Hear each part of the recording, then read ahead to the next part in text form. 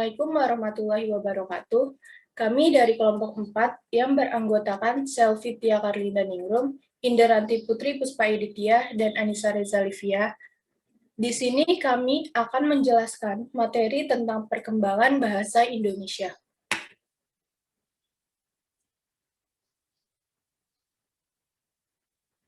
Problematika pembelajaran bahasa Indonesia.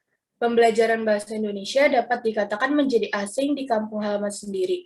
Hal ini mengingat ada kecenderungan lebih bangga menggunakan bahasa asing dibandingkan dengan bahasa sendiri. Sikap seperti ini tercermin dalam kehidupan sehari-hari, baik dalam sifat formal maupun non-formal. Sikap yang tercermin adalah bagaimana seseorang lebih bangga menggunakan pengaturan telepon genggamnya atau komputernya dengan bahasa Inggris dibandingkan dengan bahasa Indonesia. Hal ini merupakan fenomena ironis, jika mengingat pendapat yang menyatakan bahwa bahasa menunjukkan jati diri bangsa. Bahasa Indonesia dalam penggunaan sehari-hari cenderung menggunakan ragam non-formal atau tidak resmi, yang termanifestasi dengan menggunakan bahasa Indonesia yang bercampur dengan bahasa daerah. Dalam pembelajaran bahasa Indonesia, kegiatan berbahasa diarahkan pada berbahasa secara formal, yang digunakan dalam pembuatan naskah pidato, makalah, berita, cerita, surat, laporan, maupun proposal. Perbedaan antara bahasa resmi dan tidak resmi adalah titik mendasar mengapa penting mempelajari bahasa Indonesia. Sebab sering terjadi ketika seseorang yang biasa berbicara dalam bahasa Indonesia.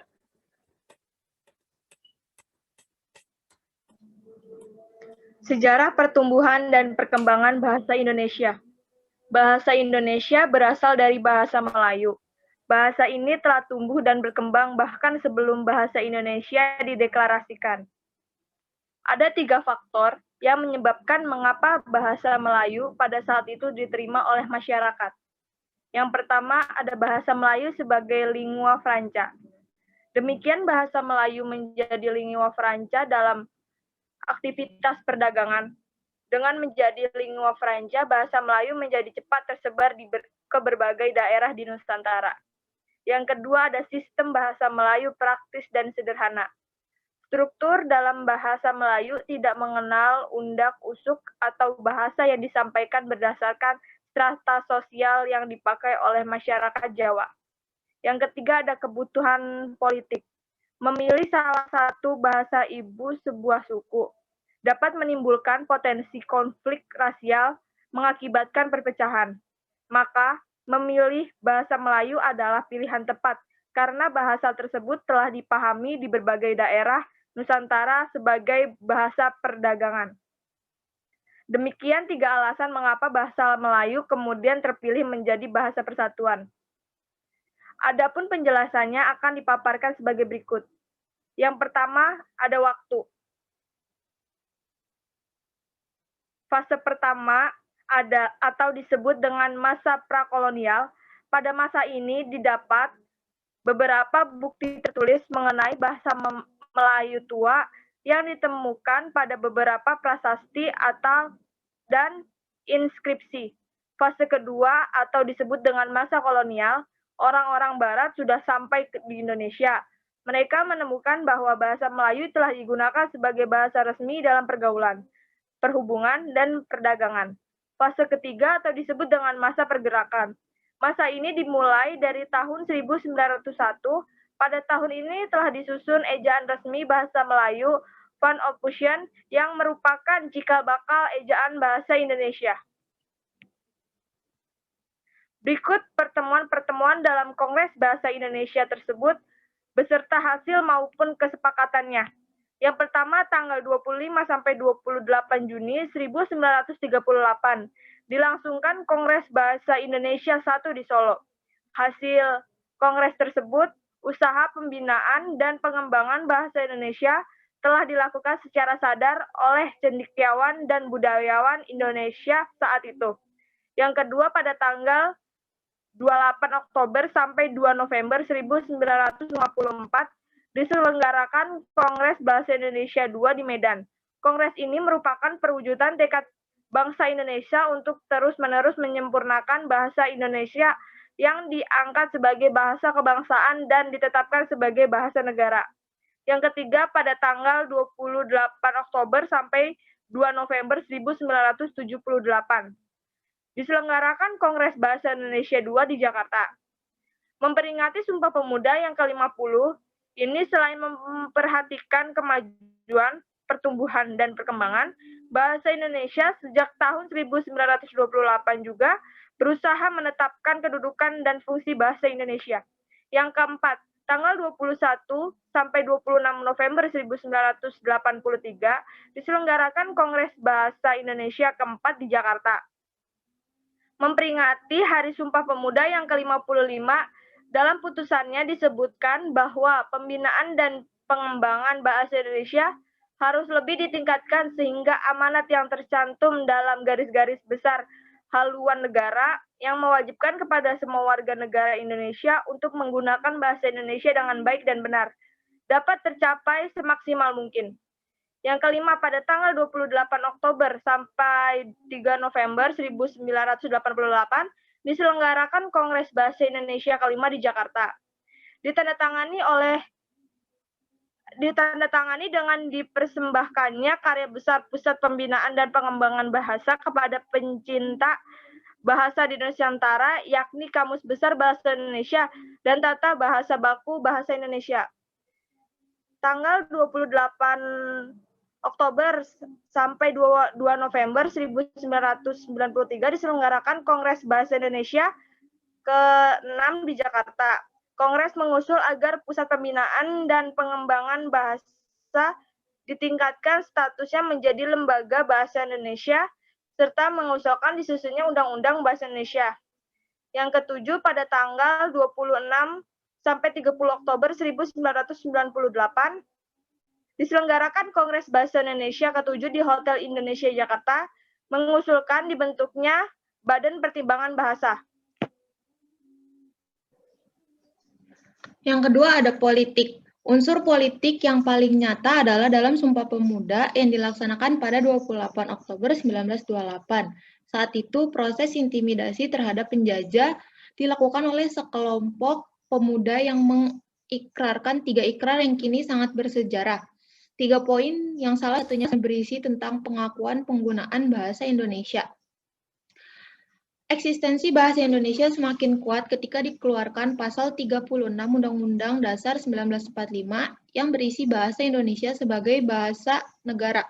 Pengakuan bahasa persatuan ini merupakan salah satu tuntutan yang harus dipenuhi pemerintah Indonesia untuk mendapatkan kemerdekaannya dari Jepang. Saat itu, Jepang meminta kesiapan bangsa Indonesia untuk merdeka.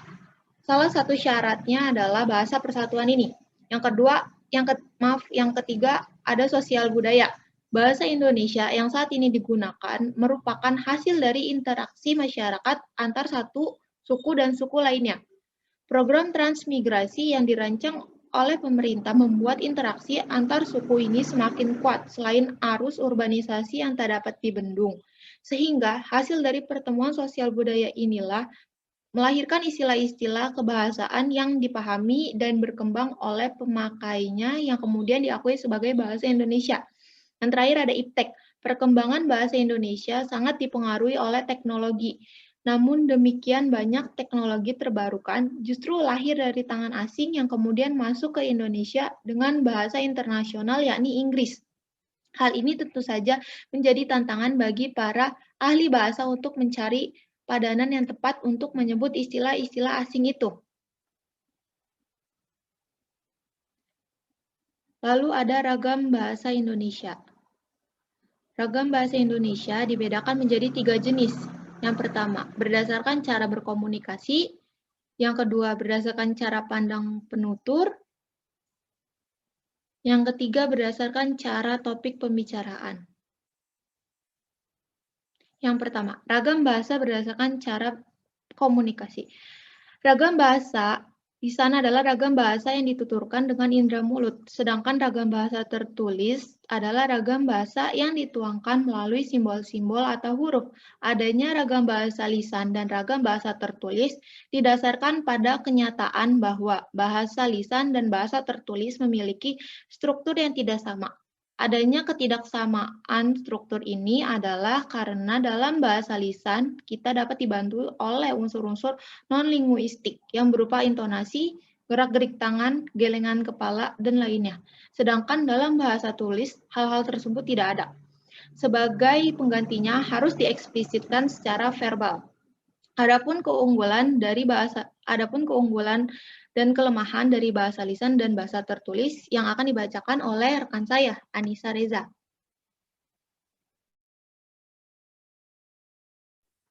Keunggulan bahasa lisan. Yang pertama ada berlangsung cepat, yang kedua sering berlangsung tanpa alat bantu, yang ketiga kesalahan dapat langsung diperbaiki, yang keempat dapat dibantu dengan gerak tubuh dan mimik muka. Kelemahan bahasa lisan. Yang pertama, tidak mempunyai bukti otentik, yang kedua dasar hukumnya lemah, yang ketiga sulit disajikan secara matang atau bersih, yang keempat mudah dimanipulasi. Keunggulan bahasa tertulis. Yang pertama, mempunyai bukti otentik, yang kedua dasar hukum yang kuat, yang ketiga dapat disajikan lebih matang atau bersih, yang keempat lebih sulit dimanipulasi. Kelemahan bahasa tertulis. Yang pertama, berlangsung lambat. Yang kedua, selalu memakai alat bantu. Yang ketiga, kesalahan tidak dapat langsung diperbaiki. Yang keempat, tidak dapat dibantu dengan gerak tubuh atau mimik muka. 2. Ragam bahasa berdasarkan cara pandang penutur. Ragam atau variasi bahasa pertama yang kita bisa lihat berdasarkan penuturnya adalah idialek. Idialek merupakan ragam bahasa yang dimiliki seseorang atau bisa dikatakan variasi bahasa yang bersifat perseorangan. Setiap orang mempunyai variasi bahasa atau idialeknya masing-masing. Variasi idialek ini berkenaan dengan warna suara, pilihan kata, gaya bahasa, susunan kalimat, dan sebagainya. Ragam bahasa berdasarkan cara pandang penutur ini, kita juga mengenal yang namanya dialek. Dialek merupakan ragam bahasa atau variasi bahasa yang dipakai oleh kelompok anggota masyarakat. Variasi atau ragam bahasa ini digunakan oleh sekelompok penutur yang jumlahnya relatif yang berada pada satu tempat, wilayah, atau daerah area tertentu. Wilayah Indonesia yang sangat luas dan juga daerah-daerah yang sangat banyak dan beraneka ragam, menyebabkan ragam dialek itu sendiri semakin banyak sesuai dengan jumlah wilayah atau daerah yang ada di Indonesia itu sendiri. Yang ketiga itu ada ragam bahasa berdasarkan topik pembicaraan. Ragam atau variasi bahasa berdasarkan cara topik pembicaraan ini adalah ragam atau variasi bahasa yang digunakan berdasarkan bidang penggunaannya.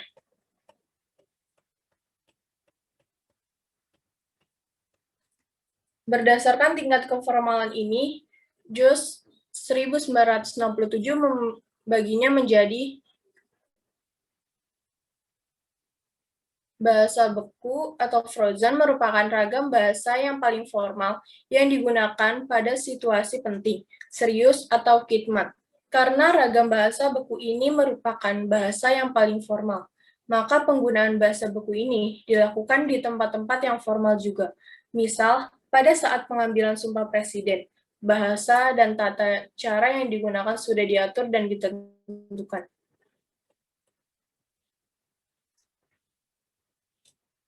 Ragam bahasa resmi atau formal merupakan variasi bahasa digunakan pada saat situasi formal. Ragam resmi ini hampir sama dengan ragam bahasa beku, yaitu sama-sama digunakan pada situasi formal.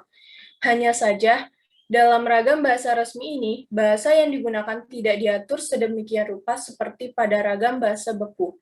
Ragam bahasa resmi ini biasanya digunakan pada saat pidato-pidato kenegaraan, rapat dinas, buku-buku pelajaran, dan sebagainya. Ragam bahasa usaha atau konsultatif merupakan variasi bahasa yang sering digunakan dalam pembahasan atau pembicaraan tentang usaha dan berorientasi pada hasil atau produksi. Ragam bahasa santai atau casual merupakan variasi bahasa yang digunakan pada situasi santai dan tidak resmi, seperti perbincangan antara teman saat sekolah, berolahraga, berrekreasi, dan sebagainya. Ragam bahasa akrab, intimate, yaitu variasi bahasa yang digunakan oleh orang-orang yang sudah akrab seperti anggota keluarga.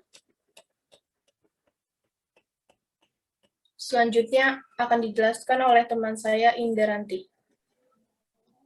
Selanjutnya ada kedudukan bahasa Indonesia. Bahasa Indonesia memiliki kedudukan yang sangat penting dalam membentuk persatuan dan kesatuan di Indonesia. Kedudukan bahasa Indonesia terbagi menjadi dua, yakni sebagai bahasa nasional dan bahasa negara. Bahasa nasional yang pertama ada lambang kebanggaan nasional. Sebagai lambang kebanggaan nasional, bahasa Indonesia memancarkan nilai-nilai sosial budaya luhur bangsa Indonesia dengan keluhuran nilai yang dicerminkan bangsa Indonesia. Yang kedua ada lambang identitas nasional.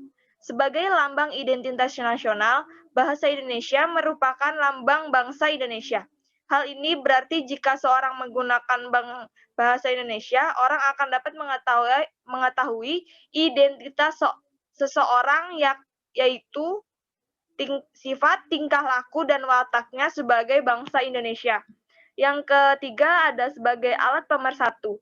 Dengan fungsi ini, memungkinkan masyarakat Indonesia yang beragam latar belakang sosial budaya dan berbeda-beda bahasanya dapat menyatu dan bersatu dalam kebangsaan, cita-cita, dan rasa nasib yang sama. Yang keempat ada alat penghubung antar budaya, antar daerah. Walaupun ia ke pelosok daerah yang memiliki bahasa yang berbeda dengan sukunya, adanya bahasa Indonesia akan menjembatani komunikasi di antara mereka, sehingga lancarnya komunikasi ini tentu saja membuat segala aktivitas berjalan lancar dan dapat berkembang dengan baik dari segi ekonomi, sosial budaya, dan lain sebagainya. Selanjutnya ada bahasa negara. Yang pertama ada bahasa resmi kenegaraan. Bukti bahwa bahasa Indonesia sebagai bahasa resmi kenegaraan adalah digunakannya bahasa Indonesia dalam naskah Proklamasi Kemerdekaan Republik Indonesia 1945. Mulai saat itu, bahasa Indonesia digunakan dalam berbagai upacara, peristiwa, serta kegiatan kenegaraan. Yang kedua ada bahasa pengantar resmi di lembaga-lembaga pendidikan. Bahasa Indonesia dipakai sebagai bahasa pengantar di lembaga-lembaga pendidikan mulai dari taman kanak-kanak sampai dengan perguruan tinggi. Untuk memperlancar kegiatan belajar mengajar, materi pembelajaran yang berbentuk media cetak hendaknya juga berbahasa Indonesia. Penggunaan bahasa Indonesia juga mendukung pada pendidikan multikultur yang pada masyarakat perkotaan sangat dominan, sehingga dari manapun asal suku anak tersebut, mereka dapat memahami pembelajaran karena menggunakan bahasa Indonesia. Yang ketiga ada bahasa resmi dalam perhubungan pada tingkat nasional untuk kepentingan perencanaan dan pelaksanaan pembangunan serta pemerintah.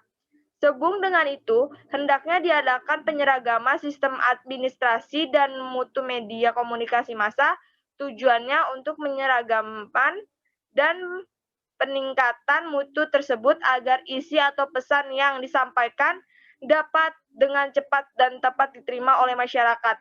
Yang keempat ada bahasa resmi dan dalam pengembangan kebudayaan dan pemanfaatan ilmu pengetahuan serta teknologi modern. Dalam penyebarluasan ilmu dan teknologi modern, agar jangkauannya pemakaiannya lebih luas, penyebaran ilmu dan teknologi baik melalui buku-buku pelajaran, buku-buku populer, majalah-majalah ilmiah, maupun media cetak lainnya. Hendaknya menggunakan bahasa Indonesia, pelaksanaan ini mempunyai hubungan timbal balik dengan fungsinya sebagai bahasa Indonesia yang dirintis lewat lembaga-lembaga pendidikan khususnya di perguruan tinggi. Selanjutnya akan disampaikan oleh rekan saya yang bernama Selvi. Lalu yang selanjutnya ada fungsi bahasa. Fungsi bahasa dibagi menjadi umum dan khusus. Yang pertama, fungsi umum, yaitu yang pertama sebagai alat mengungkapkan perasaan atau ekspresi diri. Bahasa sarana untuk mengungkapkan gagasan dan perasaan. Melalui bahasa, kita dapat menyatakan secara terbuka segala sesuatu yang tersirat di dalam hati dan pikiran kita. Oleh karena itu, menulis atau curhat seringkali dijadikan sebagai alat terapi untuk mengobati stres. Yang kedua ada alat komunikasi. Untuk dapat berkomunikasi dengan baik, seseorang membutuhkan bahasa. Bahasa merupakan sarana agar apa yang ingin disampaikan kepada orang lain dapat diterima dan dipahami. Penyampaian tersebut dapat dilakukan dengan dua cara, yakni secara verbal maupun nonverbal. Yang ketiga sebagai alat berinteraksi dan beradaptasi sosial. Pada saat ini, beradaptasi di lingkungan sosial, seseorang akan memilih bahasa yang digunakan tergantung situasi dan kondisi yang dihadapi. Seseorang akan menggunakan bahasa yang non-standar atau tidak resmi pada saat berbicara dengan teman-teman dan menggunakan bahasa standar atau resmi pada saat berbicara dengan orang tua atau yang dihormati. Yang selanjutnya sebagai alat kontrol sosial. Bahasa seringkali dikaitkan dengan kepribadian seseorang. Bagaimana seseorang menggunakan bahasa akan terlihat bagaimana pandangan hidupnya. Hal ini bisa dilihat bagaimana tuturan seseorang yang tidak berpendidikan akan jauh berbeda dengan orang yang berpendidikan, ataupun tuturan seseorang yang beradab yang tidak beradab akan tercermin dari bahasanya. Lalu fungsi khusus bahasa.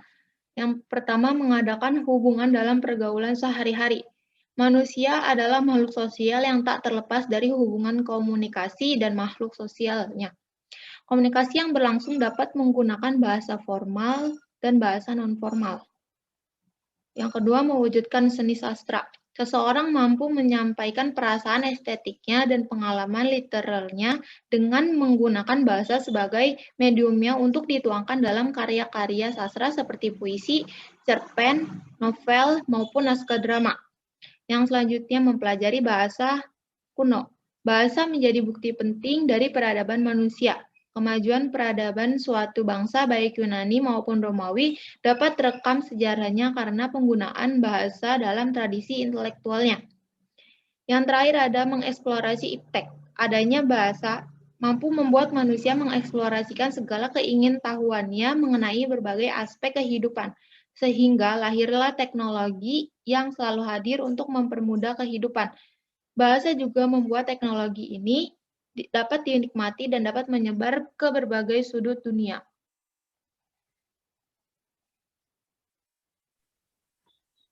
Sekian presentasi dari kelompok 4. Kurang lebihnya mohon dimaafkan. Wabillahi taufiq wal hidayah. Wassalamualaikum warahmatullahi wabarakatuh.